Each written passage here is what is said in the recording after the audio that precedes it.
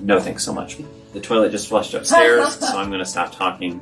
And that's video number 2 with the number 2 in the video. Hey friends, Ben Kono with My Smart Team, powered by Production Realty.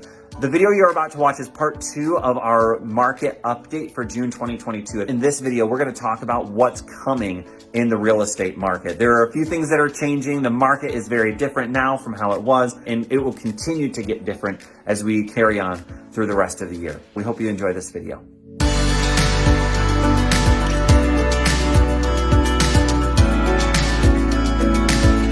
Let's jump in now to what we see happening in the future of real estate. But before we get there, we need to talk about the economic factors that inform our forecast.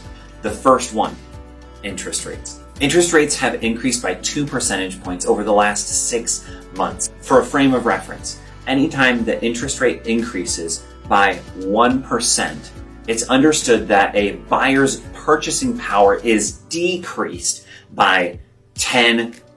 So if somebody is looking at a $300,000 house and they can easily afford it, but the interest rate increases by 1%, all of a sudden their affordability has dropped to $270,000. What does that mean for home buyers right now? This means that many home buyers have decreased their purchasing power by 20%, all while real estate prices have continued to rise. That means that buying a house right now is really difficult. The next factor we need to talk about is inflation. While their purchasing power has gone down, many households are experiencing a higher monthly budget because gas prices, our daily commute, costs more than it ever has. Groceries, feeding our families, costs more than it has over the past 2, 3, 5, maybe even 10 years.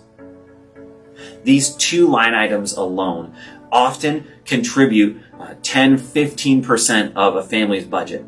Now that could be pushing 20 or 25% of that family's budget. All of that money, instead of being able to be used for a home purchase or for a mortgage payment, now is being diverted to gas and to food. Now, you're probably thinking, well, I got a raise this year. The average American has received a 6% raise over the last 12 months. Inflation over the last 12 months has raised by 8%, which means that any income increase that you are likely experiencing has been wiped out by the inflation that we are going through right now. All of this is contributing to a slower buyer's market. So instead of the super congested feeding frenzy of a market that we had earlier on in the year, this is what you can expect over the next several months in real estate. You, if you are thinking of buying a house, will compete with fewer buyers. You'll also have to adjust your expectations because you're going to be able to afford a little bit less house. Now, I bet that you have thought, oh man, we're going into a recession. This means that the real estate bubble is going to burst and there's going to be cheap houses, foreclosures all over the place. Well, I have some bad news for you. Leading experts say that in order to have any kind of bubble that bursts in the market, we would need an inventory increase. That's potentially as much as 10 times the inventory that we have in our real estate market right now. One of the most influential voices in finance and real estate in our day is Dave Ramsey. And he is commonly saying in this market, in today's market, that you should not expect to wait for prices to drop in order for you to buy your next house. So what does all of this mean? If you are thinking about buying a house right now, I would encourage you to do so. There's less competition in the market. You're going to compete against fewer offers.